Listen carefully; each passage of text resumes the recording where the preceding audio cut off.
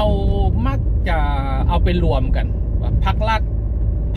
เนาะความจริงพรรคก็คือพรรคประชาชนปฏิวัติลาวรัฐก็คือรัฐบาลรัฐบริหารจะอธิบายโครงสร้างรวมๆของบ้านเฮาซะก่อนในแต่ละประเทศมันก็สิมีอยู่2เฟืองล้อใหญ่ๆเนาะเฟืองล้อนึงก็คือว่าเฟืองล้อของการปกครองอีกเฟืองล้อนึงเฟืองล้อของประชาชนในประชาชนก็สิมีทั้งหัวหน่วยธุรกิจและก็มีทั้งประชาชนฉะนั้นถ้าเขาจะแยกออกมาให้ละเอียดก็คือว่า3เฟืองล้อใหญ่ๆระบบการปกครอง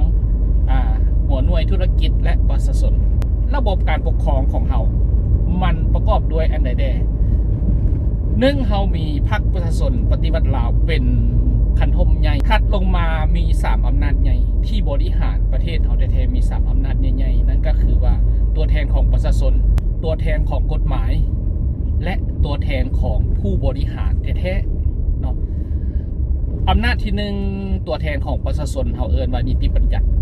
สภาแห่งชาตินี่แม่นนิติบัญญัติเฮาจะปฏิเสธบ่ได้ว่าโอ้เฮาบ่มีส่วนร่วมหยังเฮ็ดหยังประชาชนบ่รับรู้ประชาชนบ่มีส่วนร่วมบ่แม่นเนาะตัวแทนของเฮาหั่นแหละสภาแห่งชาตินี่แหละเป็นตัวแทนของประชาชน2มาตัวแทนของกฎหมายก็คือว่าศาลตุลาการนี่บ่เป็นคนของไผบ่ขึ้นกับไผจะแยกออกไปต่างหากเลยอิงใส่กฎหมายเนาะถ้าหากว่าศาลตุลาการเฮ็ดเวียกให้ผู้นั้นเฮ็ดเวียกให้ผู้นี้บ่แม่นศาลตุลาการเบิ่งภาพรวมของกฎหมายประเทศแต่ละประเทศก็สิมีรัฐธรรมนูญเป็นแม่บทเนาะแม้แต่ประธานประเทศก็ต้องอยู่ภายใต้รัฐธรรมนูญโอเค3มาแม่นรัฐบริหารแม่นท่านนายกก็สิมีรองนายกในระบบการบริหาร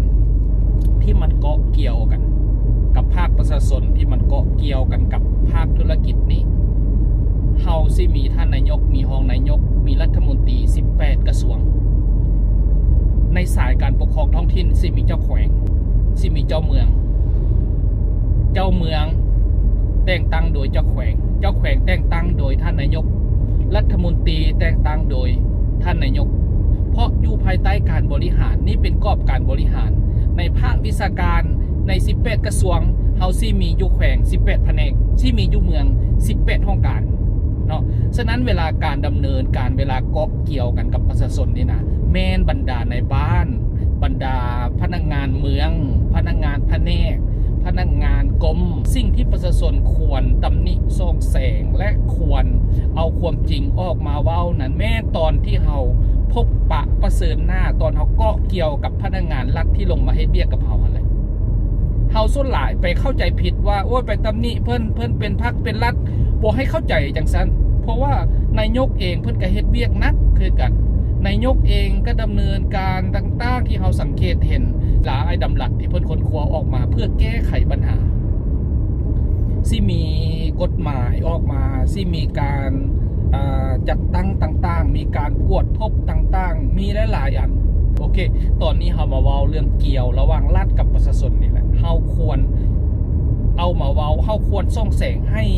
นายกได้เห็นเฮาควรส่องแสงให้รัฐมนตรีได้เห็นถึงท่าแท้ของพนักงานของเพิ่นที่เฮ็ดบ่ถูกต้องตามกฎหมายที่เฮ็ดไปเพี้ยนจากการคำว่าส่งเสริมผู้เฮ็ดแท้ทำจริงในเกี่ยวของกับประชาชนสิ่งต่างๆที่พนักงานคนใดคนหนึ่งแล้วย่างมาเว้ากับประชาชนว่าเดี๋ยวนี้ดินเจ้าถือโครงการเด้อเพิ่นจะชดเชยให้ 12,000 กีบต่อเม็ดกะเล่บันทึกเสียงไว้ตอนนั้นถ่ายรูปไว้ตอนนั้นจดไว้อัดเสียงไว้ตัวนี้แหละเป็นตัวที่ประชาชนเฮาควรได้เฮ็ดที่ประชาชนเฮาควรเป็นหูเป็นตาให้กับภาครัฐเพิ่นอยากเห็นคือกันจุดนี้ถัดมาเกี่ยวล้อระหว่างรัฐกับธุรกิจเด้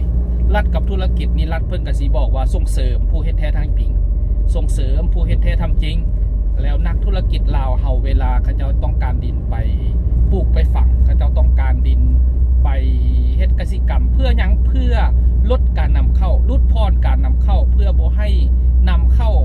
เครื่องอยู่ของกินผักนางอังญาเฮายกตัวอย่างอาหารนี่นะถ้ากินนำแต่ต่างประเทศนี่นะคันเขาบ่เฮ็ดให้เฮากินเด้เฮาสิกินหยังคันเฮาบ่พร้อมแต่ตอนนี้หรืออาหารของเขาเจ้ามันมี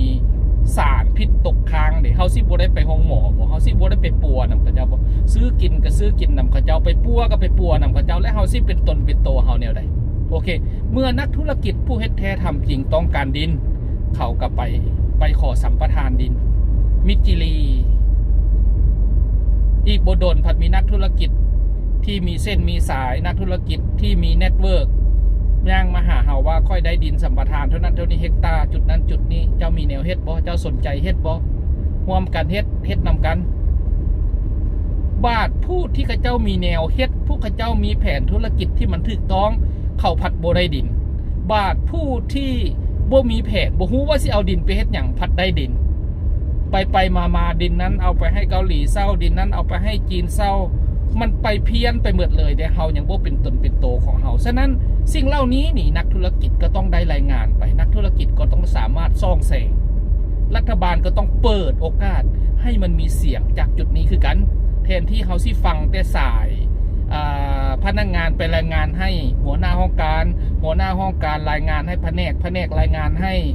กรมรายงานให้กระทรวงไปรายงานให้นายกถ้ามันเป็นแต่เสียงนั้นนี่น่ะมันยังบ่เป็นเสียงที่ประชาชนลมกันอยู่ในสภากาแฟมันยังบ่ทันเป็นเสียงที่หัวหน่วยธุรกิจได้พบได้เพาะเนาะฉะนั้นจุดนี้มันเป็นจุดที่สำคัญที่เราต้องได้เว้าแล้วอันใดที่เราบ่ควรเว้าบัดนี้เราต้องเข้าใจว่าในประเทศเรานี้มันจะมีช่วงวิกฤตเป็นช่วงที่เคลื่อนแตกเป็นช่วงที่น้ำท่วมเป็นช่วงที่มีคนตายเป็นช่วงที่มันกระทบต่อจิตใจคนลาวอยู่ในชาติเรานี่นะช่วงนั้นนะช่วงวิกฤตนั้นนะเม่นช่วงนี้แหละเม่นช่วงที่พวกผู้กลุ่มคนที่บ่หวังดีเขาเจ้าพยายามเอาเรื่องราวต่างๆออกมาขยายความออกไปให้มันกระทบจิตใจของประชาชนให้ประชาชนเฮาบ่มีความเชื่อมั่นต่อการนำของพวกเฮาโอเคสั้นการนำนี่เป็นอะไรมันมีขั้นตอนอะไรให้เข้าใจแบบนี้1ประธานประเทศ2สภาแห่งชาติ3กฎหมายคือศาล4นายกรัฐมนตรี5รัฐมนตรี6เจ้าแขวง7เจ้าเมืองหัวหน้าแผนกลงมาลุ่มลงมาให้เข้าใจว่าระหว่าง1 2 3 4นี่นะบ่ได้หมายความว่าบ่เว้าหมายความว่ากลุ่มคนที่บ่หวังดีเขาจะโจมตี1 2 3 4นี่แหละไม่ไผแดประธานประเทศสภาแห่งชาติระเบียบกฎหมายนายกรัฐมนตรีในความเป็นจริงในการดำเนินการในการเฮ็ดเวียกแท้ๆนี่นะแม่รัฐมนตรีลงมาเจ้าแขวงลงมาเจ้าเมืองลงมาเฮาควรตำหนิเอาความจริงมาเว้าเอาความจริงมาว่าเพื่อให้มันแก้ไขเปลี่ยนแปลงบ่ให้เข้าใจว่าเฮาสิไปตำหนิคันสั้นแม่นอะไรที่ว่าไปตำหนิ1 2 3 4ข้าพเจ้าขอยกตัวอย่างในช่วงวิกฤตน้ำท่วมหรือว่าในช่วงวิกฤตที่ไม่มีคนล้มคนตาย